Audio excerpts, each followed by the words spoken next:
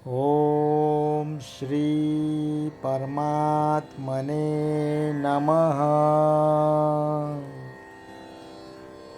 हे कृष्ण करुणा सिंधु दीनबंधु जगतपते गोपेश गोपिका कांत राधा कांत नमस्तुते।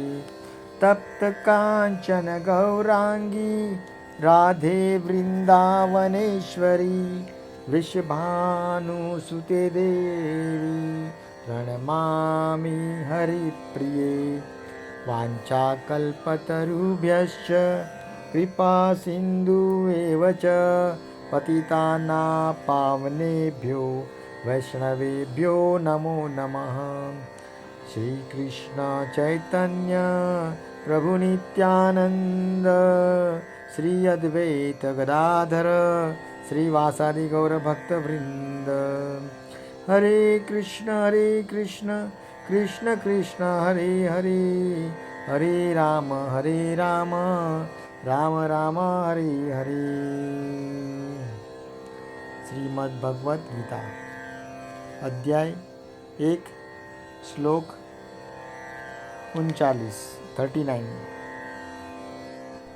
कुलक्षये प्रणश्यन्ति कुलधर्मा सनातनाः धर्मे नष्टे कुलं कृष्णम् अधर्मोऽभिभवत्युत। कुल का नाश होने पर सनातन कुल परंपरा नष्ट हो जाती है और इस तरह शेष कुल भी अधर्म में प्रवृत्त हो जाता है। तात्पर्य: वर्णाश्रम व्यवस्था में धार्मिक परंपराओं के अनेक नियम हैं जिनकी सहायता से परिवार के सदस्य ठीक से उन्नति करके आध्यात्मिक मूल्यों की उपलब्धि कर सकते हैं। परिवार में जन्म से लेकर मृत्यु तक के सारे संस्कारों के लिए वयोवृद्ध लोग उत्तरदायी होते हैं, किंतु इन वयोवृद्ध की मृत्यु के पश्चात संस्कार संबंधी पारिवारिक परंपराएं रुक जाती है और परिवार के जो तरुण सदस्य बचे रहते हैं वे अधर्ममय व्यसनों में प्रवृत्त होने से मुक्ति लाभ से वंचित रह सकते हैं। अतः किसी भी कारणवश परिवार के वयोवृद्ध का वध नहीं होना चाहिए। श्लोक 40। अधर्माभिभवात् कृष्ण प्रदुष्यन्ति कुलस्त्रियः स्त्रीषु दृष्टासु वार्ष्णेय जायते वर्णशंकर। हे श्री कृष्ण, जब कुल में अधर्म प्रमुख हो जाता है तो कुल की स्त्रियां दूषित हो जाती है और स्त्री तत्व के पतन से ही कृष्णवंशी अवांछित संतानों ने उत्पन्न होती है। तात्पर्य: जीवन में शांति, सुख तथा आध्यात्मिक उन्नति का मुख्य सिद्धांत मानव समाज में अच्छी संतान का होना है। वर्णाश्रम धर्म के नियम इस प्रकार बनाए गए हैं कि राज्य तथा जाति की आध्यात्मिक उन्नति के लिए समाज में अच्छी संतान उत्पन्न हो। ऐसी संतान समाज में स्त्री के सतीत्व और उसकी निष्ठा पर निर्भर करती है। जिस प्रकार बालक सरलता से कुमार्गगामी बन जाते हैं, उसी प्रकार स्त्रियां भी पतनोन्मुखी होती है। अतः बालकों तथा स्त्रियों दोनों को ही समाज के वयोवृद्ध का संरक्षण आवश्यक है। स्त्रियां विभिन्न धार्मिक प्रथाओं में संलग्न रहने पर व्याभिचारिणी नहीं होगी। चाणक्य पंडित के अनुसार सामान्यतया स्त्रियां अधिक बुद्धिमान नहीं होती, अतः वे विश्वसनीय नहीं है। इसलिए उन्हें विविध कुल परंपराओं में व्यस्त रहना चाहिए और इस तरह उनके सतीत्व तथा अनुरिक्त से ऐसी संतान जन्मेगी जो वर्णाश्रम धर्म में भाग लेने के योग्य होगी। ऐसे वर्णाश्रम धर्म के विनाश से यह स्वाभाविक है कि स्त्रियां स्वतंत्रता पूर्वक पुरुषों से मिल सकेंगी और व्याभिचार को प्रशय मिलेगा, जिससे अवांछित संतानें उत्पन्न होगी। निठल्ले लोग भी समाज में व्याभिचार को प्रेरित करते हैं और इस तरह अवांछित बच्चों की बाढ़ आ जाती है, जिससे मानव जाति पर युद्ध और महामारी का संकट छा जाता है। श्लोक 41। संकरो नरकायेव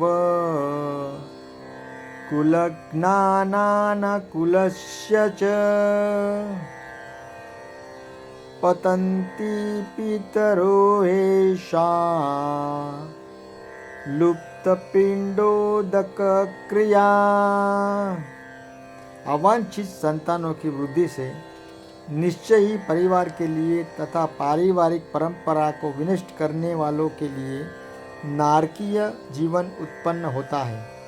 ऐसे पतित कुलों के पुरखे पितर लोग गिर जाते हैं, क्योंकि उन्हें जल तथा पिंडदान देने की क्रिया समाप्त हो जाती है।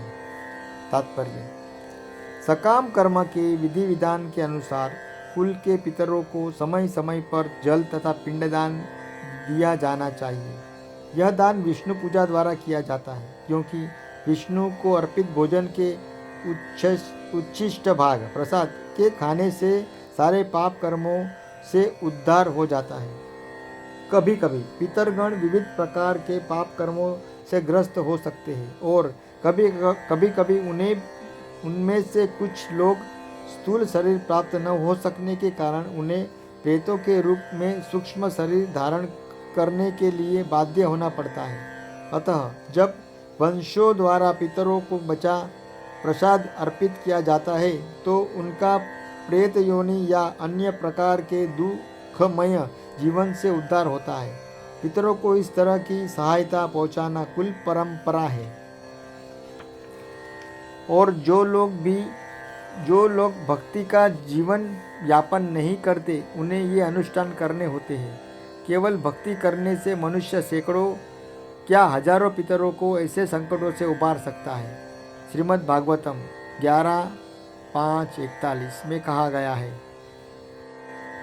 देवर्षि भूतात्मनृणा पितृणा न किंकरो नायमुर्णी च राजन सर्वात्मना यः शरणं शरण्यं गतो मुकुंद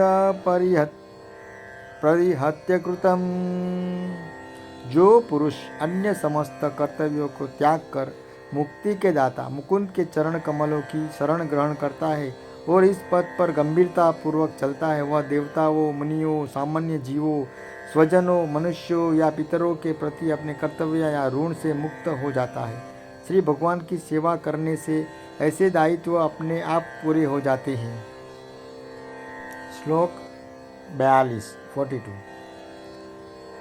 दोषे रेतेह कुलज्ञाना वर्णशंकरकारकेह उस्तादनदन्ते जातिधर्मा कुलधर्माश्च शाश्वता। जो लोग कुल परंपरा को विनष्ट करते हैं और इस तरह अवांछित संतानों को जन्म देते हैं, उनके दुष्कर्मों से समस्त प्रकार की सामुदायिक योजनाएं तथा पारंपरिक कल्याण कार्य विनष्ट हो जाते हैं। तात्पर्य: सनातन धर्म या वर्णाश्रम धर्म द्वारा निर्धारित मानव समाज के चारों वर्णों के लिए सामुदायिक योजना तथा पारिवारिक कल्याण कार्य इसलिए नियोजित है कि मनुष्य चरम मोक्ष प्राप्त कर सके। अतः समाज के अनुत्तरदायी नायकों द्वारा सनातन धर्म परंपरा के विखंडन से उस समाज में अव्यवस्था फैलती है। फलस्वरूप लोग जीवन के उद्देश्य श्री विष्णु को भूल जाते हैं। ऐसे नायक अंधे कहलाते हैं और जो लोग इनका अनुगमन करते हैं वे निश्चय ही कुल व्यवस्था की ओर अग्रसर होते हैं। श्लोक 43। उत्सन कुलधर्माणा मनुष्याणा जनार्दन नरके नियंतवासो भवति न्यनुशुश्रुम। हे प्रजापालक श्री कृष्ण, मैंने गुरु परंपरा से सुना है कि जो लोग कुल धर्म का विनाश करते हैं वे सदैव नरक में वास करते हैं। तात्पर्य: अर्जुन अपने तर्कों को अपने निजी अनुभव पर न आधारित करके आचार्यों से जो सुन रखा है उस पर आधारित करता है। वास्तविक ज्ञान प्राप्त करने की यही विधि है। जिस व्यक्ति ने पहले से ज्ञान प्राप्त कर रखा है उस व्यक्ति की सहायता के बिना कोई भी वास्तविक ज्ञान तक नहीं पहुंच सकता।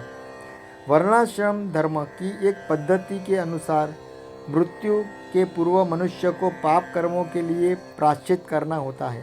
जो पापात्मा है उसे इस विधि का अवश्य उपयोग करना चाहिए।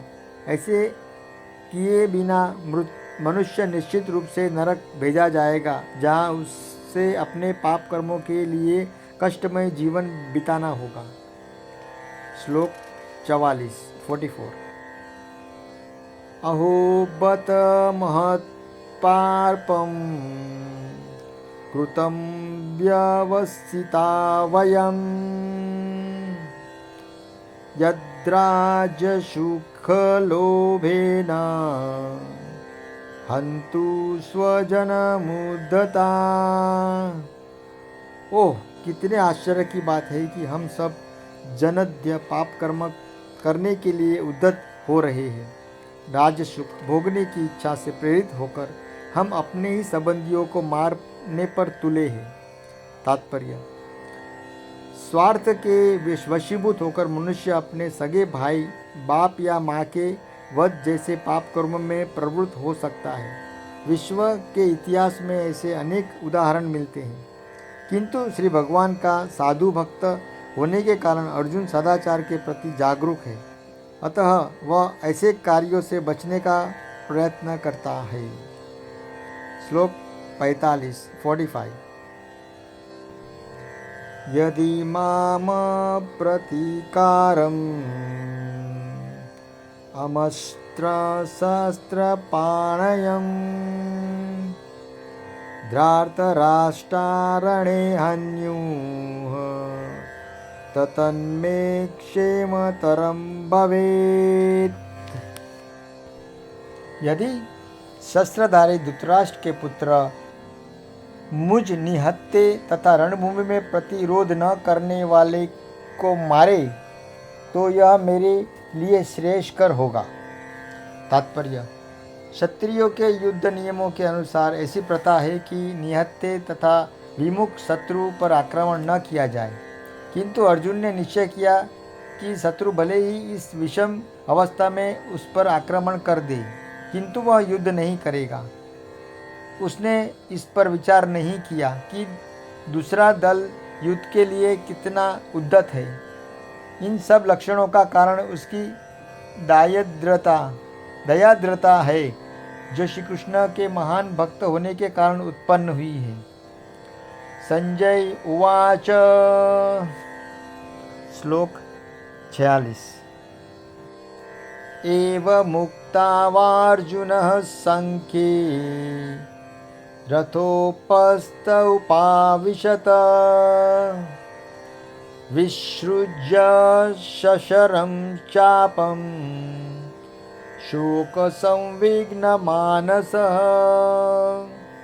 संजय ने कहा, युद्ध भूमि में इस प्रकार कहकर अर्जुन ने अपना धनुष तथा बाण एक ओर रख दिया और शोक संतप्त चित्त से रथ के आसन पर बैठ गया।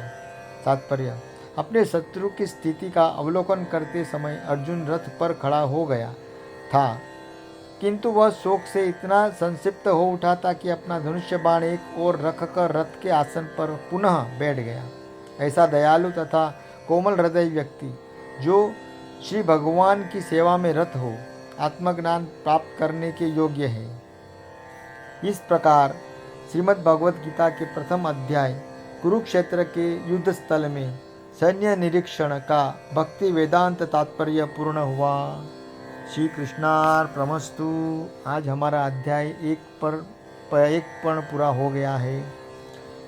वसुदेवं सुतं देवं कंसचारूणमर्दनं देवकी परमानन्दं श्रीकृष्णं वन्दे जगद्गुरु। ॐ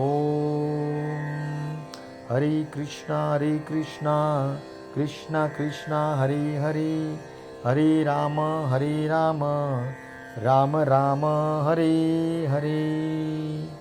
कल नए दूसरे अध्याय के साथ में आपके सामने प्रस्तुत होऊंगा। तब तक के लिए हरे कृष्णा, जय श्री कृष्ण।